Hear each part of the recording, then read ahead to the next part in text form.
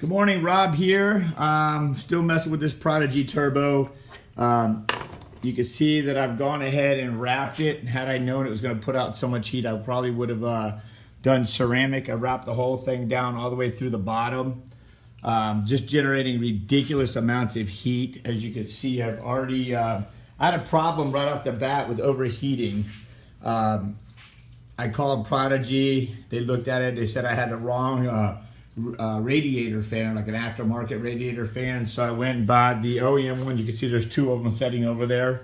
That became a problem because after one day of driving it, I melted that one too. So obviously it's putting out a stupid amount of heat. The problem is, as you can see right here and right here, that's where I pulled the radiator shrouds in and out all the time, tearing the wrapping up.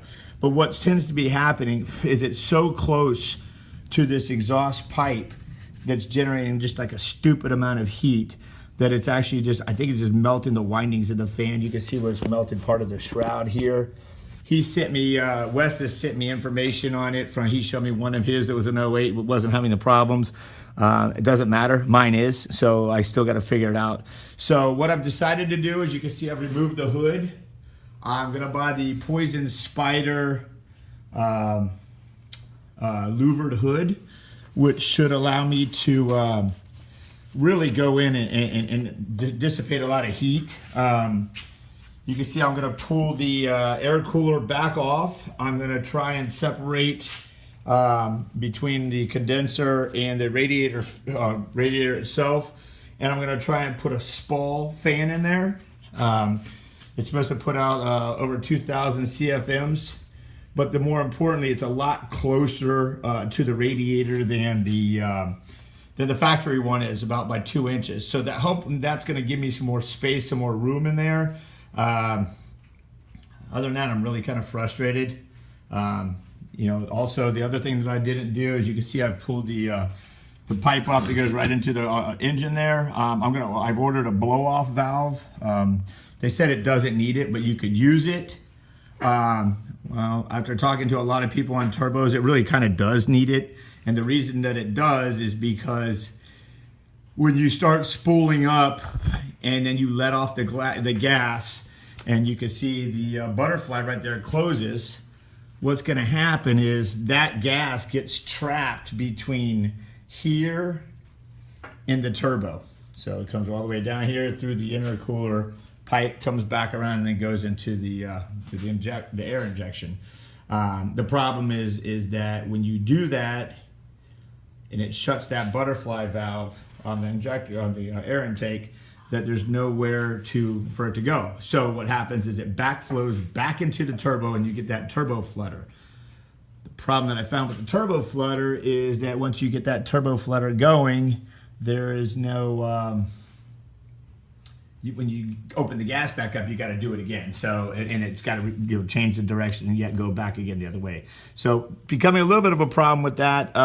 Nothing major, but ordered one of those. It's like 150 bucks. I talked to Prodigy, like, oh yeah, but you could do that. Well, you could. I mean, you probably should. So, anyway, so there's the little dilemmas I'm getting up with. Left Wes quite a few text messages and stuff when we were having a problem with the automatic transmission. Took a while to get back. He talked to me, said he'd call me, didn't call me. He's got a lot going on, whatever. So kind of frustrating on the consumer side, not getting that feedback. I emailed him again. I said, hey, can you change the temperatures when the fan comes on? Because what they use is the Diablo tuner with their tune. So you're not allowed to tweak that tune. If you have a normal Diablo like I did, and you tweak the tune, what ends up happening is you could change when and what time and temperatures the fan comes on. So that's been a little bit of a dilemma. Kind of frustrated, I'm not gonna lie. Spending a lot more money. It's like one of those things, you modify one, you modify another, and it was supposed to just be an easy plug and play thing. I'm in now, I'm committed. So just kind of going over some of my frustrations. The build looked good. It was a little tight, like I said, right up here in the front. And again, this is the 3.8 2010 Jeep Wrangler Rubicon. Trying to get some power out of it. Running 513 gears with 37s. before I put this on, it was a dog with fleas. So the good news is, yeah, you get the power, man. You could get on the interstate, run 80, punch it, and you'll get to 100 in a second. The problem is the freaking heat. And that's with every turbo, so I'm not knocking on Prodigy at all, because customer service could be a little better, support, you know, people buy your stuff, especially do-it-yourselfers that are trying to go out there. I'm not a registered mechanic. My buddy is, Tommy, that you've seen in the videos, and he's helped me out quite a bit, but a little frustrating, not gonna lie. Anyways, Rob signing off.